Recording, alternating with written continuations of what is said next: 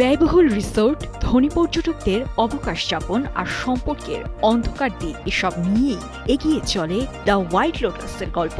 2021 সালে এইচবিওতে মুক্তির পর থেকেই সিরিজটি হয়ে ওঠে বিশ্বজুড়ে আলোচনার কেন্দ্রবিন্দু। is the best in the world.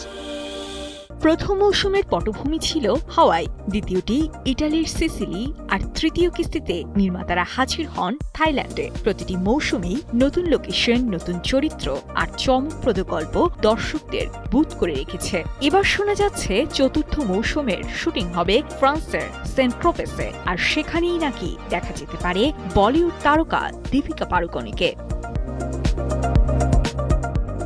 দীপিকার নাম প্রথম শোনা যায় 2024 সালে তৃতীয় মৌসুমে তার অভিনয়ের গুঞ্জনের সময়। টানা তৃতীয়বার অর্জন করেছে দেশের সেরা সুপার ব্র্যান্ড স্বীকৃতি বসুন্ধরা টিস্যু।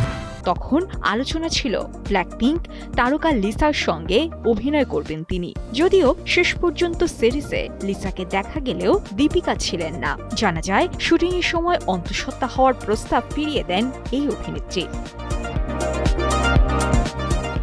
এবারের মৌসুমে তিনি সত্যি যুক্ত হন কিনা সেটাই এখন ভক্তদের বড় প্রশ্ন। নির্মাতা মাইক হোয়াইটের বিদ্রুপাত্মক ড্রামা সিরিজটি প্রতিবারই দর্শকের সামনে চমক নিয়ে হাজির হয়েছে। ফলে নতুন কিস্তিতে যদি দীপিকা যুক্ত হন তবে তা হবে আন্তর্জাতিক অঙ্গনে তার আরেকটি বড় পদচারণা। এখন দেখার অপেক্ষা গুঞ্জনই সত্যি হয় নাকি আবারও চমক রেখে দেন নির্মাতারা। রাজিয়া ইসলাম, কালের কণ্ঠ।